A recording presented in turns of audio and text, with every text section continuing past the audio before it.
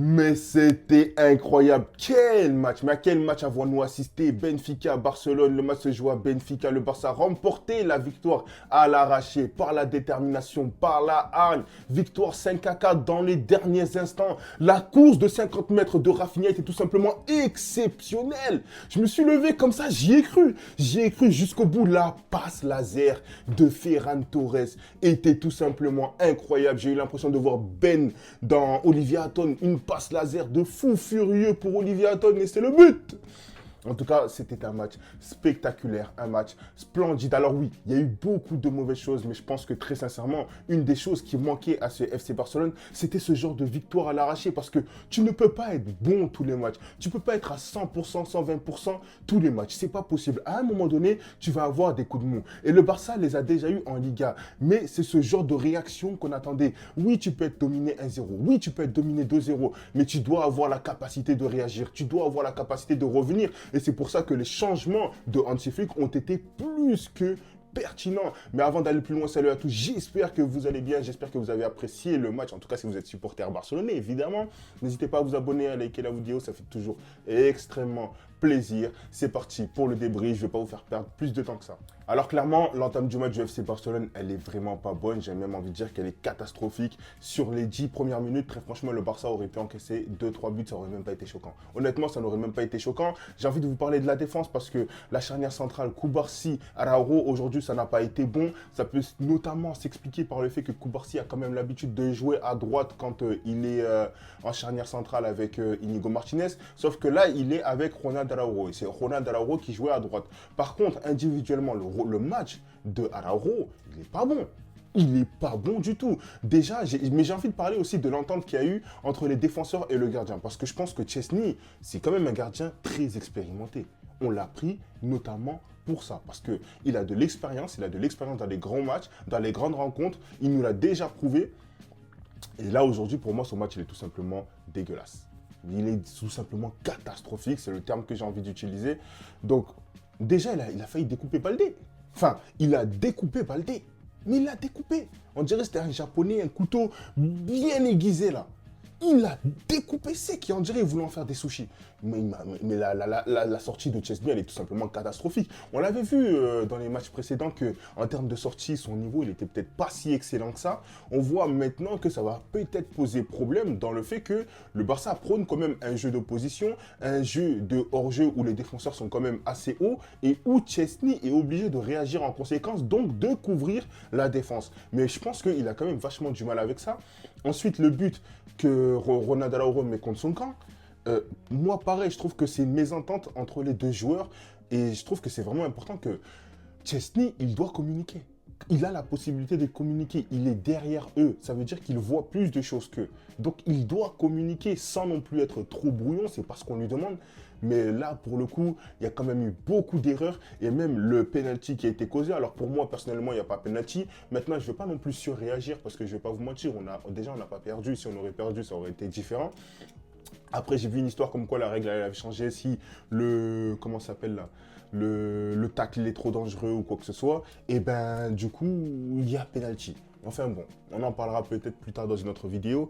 Ensuite, j'ai quand même envie de parler de l'attaque. L'attaque Lewandowski, Rafinha, Lamine Yamal, honnêtement, c'était pas bon du tout. Le niveau de Lewandowski, moi, je trouve inquiétant. Oui, ce soir, il met un doublé, je suis très content. Déjà, il met ses penalties, c'est le principal.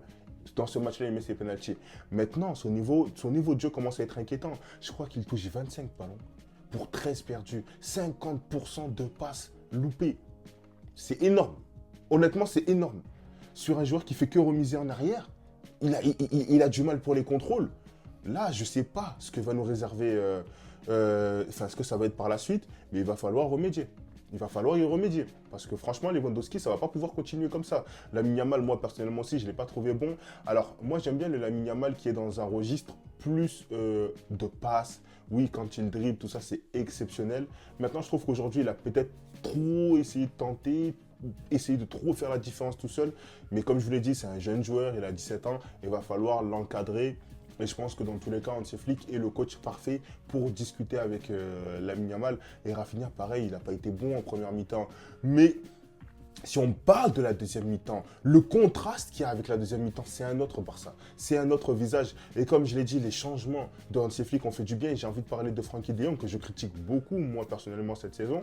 Parce que, comme je l'ai dit, c'est un joueur, on ne sait jamais dans quelle forme il va aborder un match. Et là, pour le coup, il rentre, il apporte un équilibre. Il apporte... Franchement, s'il ne rentre pas, le Barça ne gagne pas le match.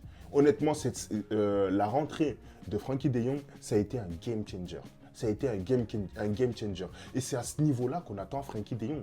C'est à ce niveau-là qu'on attend Frenkie de Jong. Donc j'espère qu'il va continuer comme ça. Pedri a tout simplement été sensationnel. Pedri, il y en a beaucoup qui disent « Ouais, Bellingham au-dessus, ouais, il n'a pas le niveau, ouais, c'est un milieu lambda. » Mais Pedri, tous ceux qui ont regardé tous ces matchs cette saison se rendent compte à quel point Pedri, c'est un génie du football. Ah ouais, moi je mets mon veto dessus. C'est un génie du football. Il est tout simplement exceptionnel. Il est tout simplement incroyable. Mais le niveau de Pedri, les gars, beaucoup ne se rendent pas compte. Beaucoup ne se rendent vraiment pas compte. Alors oui, peut-être que c'est estompé par les performances de Rafinha ou par les performances de Lamine Yamal. Mais les gars, s'il vous plaît, rendez à Pedri tout l'honneur qu'il mérite. S'il vous plaît, vraiment, parce qu'il est exceptionnel. Après, voilà, j'ai envie de dire qu'avec Casado, pareil, ça fonctionne toujours bien. Moi, Alejandro Balde, j'ai aimé son match, vraiment. Les remontées, défensivement, bon, c'était peut-être moins bien que ses offensifs, mais c'est un joueur qui est en constante progression et moi, c'est ce que j'apprécie. Maintenant, rentrons quand même dans le but que Rafinha y met là. Enfin, l'erreur du gardien qui met une basto sur la tête de Rafinha et ensuite ça rentre dans les buts. Ça c'est le genre de truc qui fait que, en fait, ça annonce une remontée. À partir de ce moment-là, je vous jure, quand un match est comme ça, tu sais qu'il va se passer quelque chose de ouf. Et quand le but de Rafinha rentre, j'étais tellement content. Je me suis dit, non, mais là, c'est bon. C'est le moment. Le Barça, la réaction. Sauf qu'après, on se mange le 4-2. Je ne vais pas vous mentir. J'avais pas non plus les larmes aux yeux, hein, mais j'étais pas bien. Honnêtement, j'étais pas bien.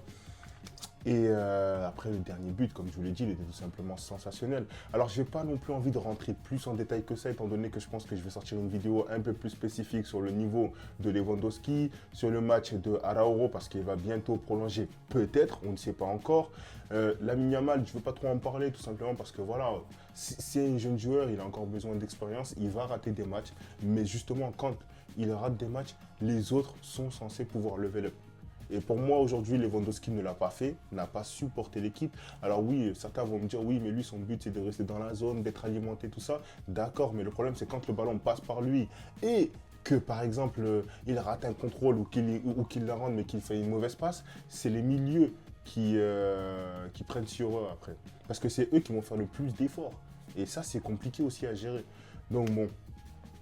En tout cas, voilà, c'est la fin de cette vidéo. Je ne fais pas un débrief trop long. À la base, j'avais déjà fini mon débrief, mais en fait, mon fils m'a vomi dessus. Donc, je me suis rechangé, j'ai retourné la vidéo, donc je suis désolé. Et bon, en tout cas, je vous dis à très bientôt. Ciao, ciao.